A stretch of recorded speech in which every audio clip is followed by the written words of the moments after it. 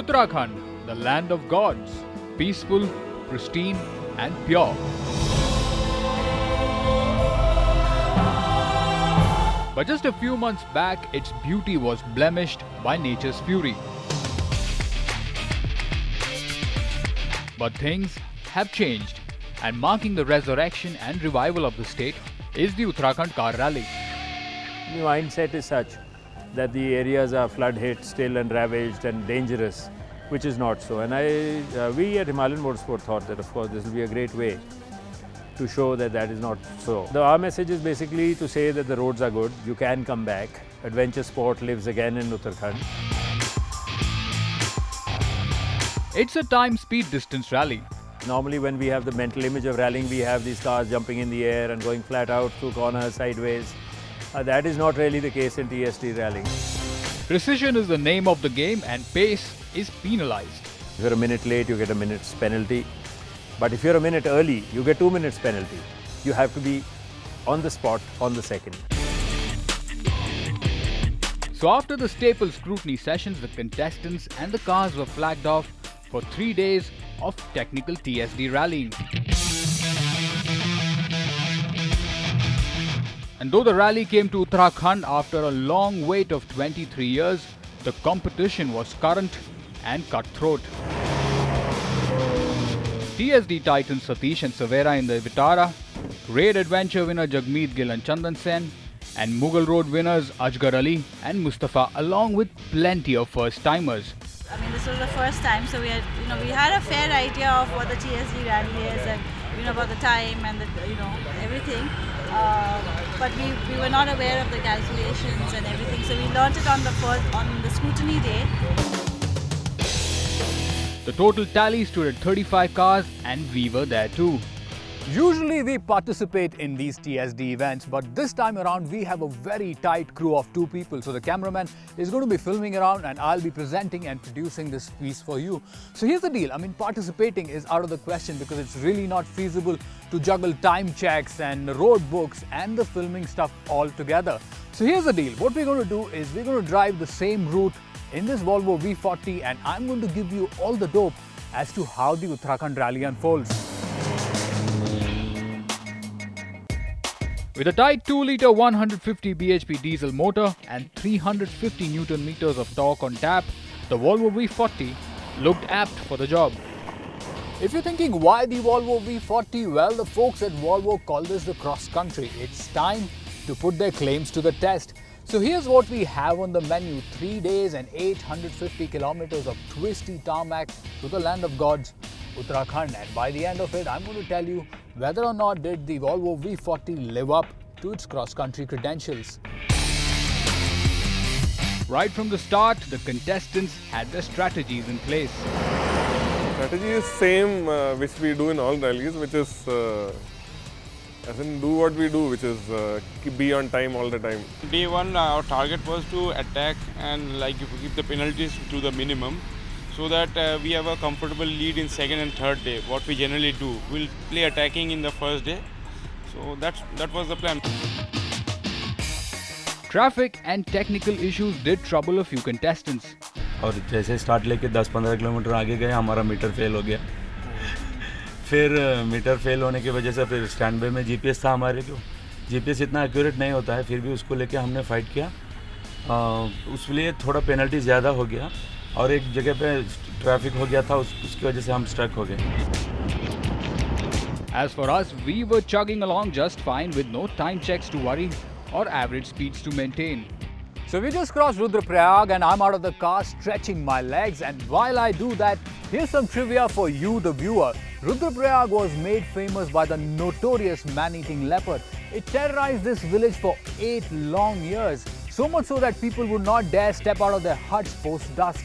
And if statistics have to be believed, it has had over 125 people for dinner before it was slayed by author and big cat hunter Jim Corbett. Day one came to a close at the spectacular ski destination, Oli.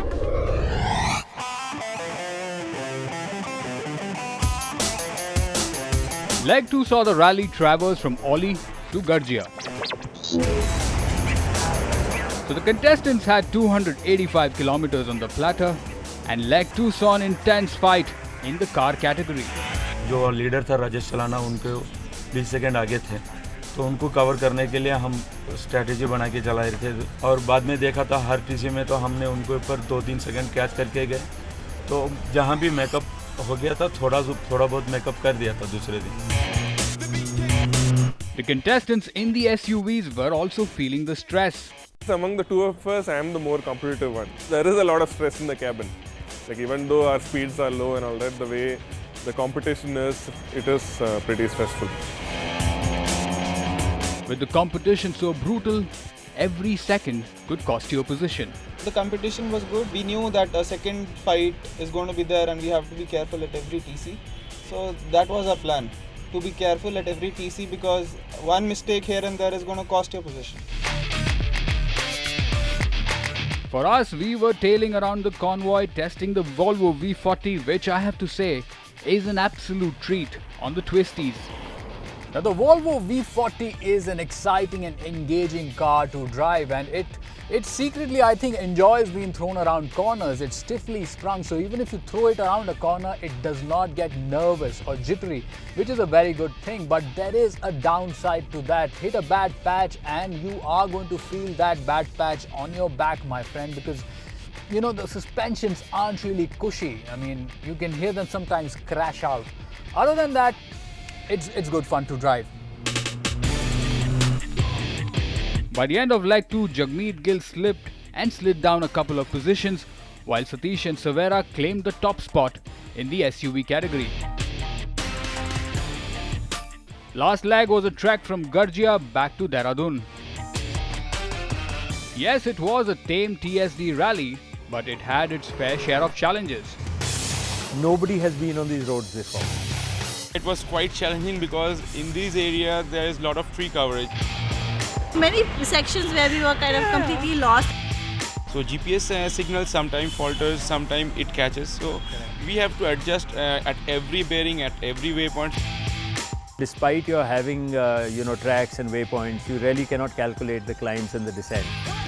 Downhill, definitely there will be a more acceleration. You can cover maximum distance in the minimum time. Though we were not participating, we tasted what a technical malfunction feels like when you have miles to go before the stage ends. So the day started pretty well, but just 15 kilometers into the stage, for some strange reasons, my brake has completely packed up. This technical glitch has really clipped our wings, because the top speed that I can maintain or do right now safely is 30 to 35 kilometers, because if I go any faster, I wouldn't be able to brake. So much so, the last 40 kilometers of downhill I've just managed with the handbrake on. It is a bit of a mood kill, and the worst thing is, there are no Volvo service centers in Uttarakhand, so minus the bleeding brakes, the V40 did a good job. But with low ground clearance and no four-wheel drive, the cross-country tag is a mere marketing gimmick. However, if you love driving great distances, the Volvo V40 is a terrific tourer.